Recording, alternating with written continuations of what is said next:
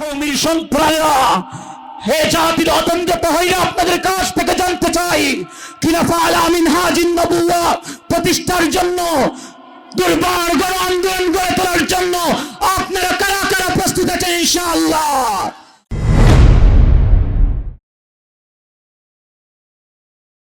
বিসমিহি সুবহানাহু ওয়া সুবহানা আম্মা বাদ। অধ্যক্ষ আসুন্নাহ ছাত্র সংসদ কর্তৃক আয়োজিত বার্ষিক প্রতিযোগিতা অনুষ্ঠানের উপস্থিত সকলকে জানাই হৃদয় নিংড়ানোর শুভেচ্ছা। আজকে আমার বক্তব্যের বিষয় হচ্ছে মুসলিম উম্মার অধঃপতন কারণ ও প্রতিকার। মুহতারাম হাজিরিন, বর্তমান বিশ্বের চলমান পরিস্থিতি মুসলমানদের একবার ক্রাইসিসে এবং মুসলমানরা যে কাফের মুশরিকদের আক্রমণের লক্ষ্যবস্তু, এটা কাউকে বলে বোঝানোর অবকাশ নাই। কিন্তু কেন? দুঃখজনক হলেও সত্য, আজ আমরা আমাদের ইতিহাস ভুলে গেছি। আর কথা আছে, যে জাতি তার ইতিহাস ভুলে যায় সে জাতি অধঃপতনের দিকে ডলে যায়। সুতরাং আসুন আমরা আমাদের ইতিহাসের দিকে ফিরে যাই এবং অধঃপতনের কারণ খুঁজে বের করি। প্রিয় শিক্ষিত সমাজ, অধঃপতন, মুসলিম উম্মার অধঃপতনের অনেক কারণ রয়েছে। এর মধ্য থেকে কয়েকটি কারণ আপনাদের সামনে তুলে ধরবো ইনশাআল্লাহ। আজ আমরা দিন থেকে দূরে সরে গেছি।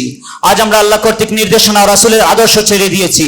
ঈমান আমল থেকে দূরে সরে গিয়েছি আর গ্রহণ করেছি বিজাতীয় বেশভূষা। অথচ আল্লাহ তাআলা বলেন, ইয়া আইয়ুহাল্লাযীনা আমানু লা তাত্তাখিযু বিতানাতাম মিন দুনিকুম লা ইয়ালুনাকুম খাবালা।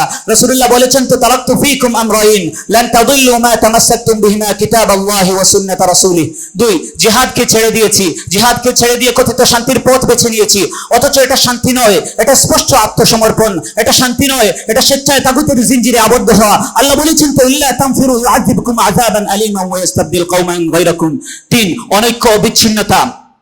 শাইখুল হিন্দ রাহিমাহুল্লাহ বলেছেন, কারাগারের প্রকোষ্ঠ থেকে আমি চিন্তা করেছি মুসলিম উম্মার আজ এত দুরবস্থা কেন? উত্তরে আমি 2টি কারণ খুঁজে পেয়েছি। 1, কোরআনকে ছেড়ে দেওয়া। 2, মুসলমানদের ভেতরে পারস্পরিক মতানৈক্য সৃষ্টি হওয়া। বন্ধুরা, আমাদের উহুওয়াত নষ্ট হওয়ার সবচেয়ে বড় প্রতিবন্ধক হলো আজ আমরা জাতীয়তাবাদের ফাঁদে পা দিয়েছি। অথচ সৈয়দ আলী নবী রাহিমাহুল্লাহ মাজা খাসিরাল আলামে বেতাতে তুলে ধরেছেন যে জাতীয়তাবাদ এসে আমাদের ঐক্যকে ভেঙে দিয়েছে। আল্লাহ বলেছেন, তো ওয়ালা তানাযাউ ফাতাফশালু ওয়া তাযহাবা রিহুকুম। নেতৃত্বের, নিঃস্বার্থ নেতৃত্বের অভাব। আজ আমাদের বিশ্বব্যাপী উল্লেখযোগ্য কোনো নেতা নেই, আর যারা আছেন তাদের মধ্যে বিশ্বকেন্দ্রিক সুদূর প্রসারী পরিকল্পনা নেই। ফলে আজ আমরা নেতৃত্ব শূন্যতায় ভুগছি। বুদ্ধিভিত্তিক কৌশলের অভাব। এই যুগে অস্ত্রের লড়াইয়ের চেয়ে বেশি চলছে বুদ্ধিভিত্তিক লড়াই। মনে রাখবেন, সালাউদ্দিন আইয়ুবের হাতে অস্ত্র খুঁজে ওরা হেরে যাওয়ার পর থেকে সুদূর প্রসারী পরিকল্পনা নিয়ে আজ এই পর্যন্ত পৌঁছেছে। শিক্ষা কেন্দ্রে সেকুলারিজম প্রবেশ করেছে। সেকুলারিজম এসে দিন এবং দুনিয়াবি শিক্ষার মধ্যে বিভাজন সৃষ্টি করেছে। কায়েদে মিল্লাত মুফতি মাহমুদ রাহিমাহুল্লাহ বলেছেন, যেদিন থেকে এই বিভাজন সৃষ্টি হয়েছে সেদিন থেকে মুসলিম উম্মার অধঃপতন শুরু হয়েছে। মুহতারাম হাজিরিন, সায়েন্স এন্ড টেকনোলজিতে পিছিয়ে থাকা। আল্লামা ইউসুফ বানুই রাহমাহুল্লাহ বলেন, মুসলমানদের একটি দল সায়েন্স এন্ড টেকনোলজিতে সর্বত্র পারদর্শী থাকা ফরজ। অথচ আমাদের এরকম কোনো দল নেই আজ। প্রিয় উপস্থিতি, আজ আমরা প্রচার মাধ্যম এবং যোগাযোগ ব্যবস্থা মুসলিম বিশ্ব অনেক পিছিয়ে রয়েছে। অথচ বিপরীতে তাকালে দেখা যায় অমুসলিম রাষ্ট্রের হাতে হাতে শক্তিশালী মিডিয়া ব্যবস্থা রয়েছে। প্রিয় উপস্থিতি, এতক্ষণ আমি আপনাদের সামনে মুসলিম উম্মার অধঃপতনের কয়েকটি কারণ তুলে ধরলাম। এবার আসি মুসলিম মিল্লাতকে ধ্বংসের হাত থেকে রক্ষা করতে হলে যে সকল পদক্ষেপ গ্রহণ করতে হবে সে সম্পর্কে। 1, কুরআন সুন্নাহকে সামগ্রিকভাবে গ্রহণ করা। 2, ওয়াতাসিমু বিহাবলিল্লাহি জামিআর শিক্ষা কারিকুলামকে দেশে দেশে নেতৃত্বে বাস্তবায়ন করা। 3, জিহাদের শিক্ষাকে পুরো বিশ্বব্যাপী ছড়িয়ে দেওয়া এবং মুকাতিলুহুম হাত্তা লা তাকুনা ফিতনাতু ওয়া ইয়াকুনা দ্বীনু কুল্লুহু লিল্লাহ এর শিক্ষা কারিকুলামকে বিশ্বের প্রত্যেকজন মানুষের হৃদয়পটে স্থায়ীভাবে গেঁথে দেওয়া। 3, দাওয়া ইলাল্লাহর ময়দানে সরব পথে ছড়ানো করা। দিনের দাওয়াতকে ব্যক্তি কিংবা প্রতিষ্ঠান কেন্দ্রিক না রেখে ব্যাপকভাবে ছড়িয়ে দিতে ইনডোর আউটডোর অনলাইন অফলাইনে নিঃস্বার্থভাবে কাজ করা। জ্ঞান বিজ্ঞানে আমাদের অতীত ইতিহাসের দিকে ফিরে যেতে হবে।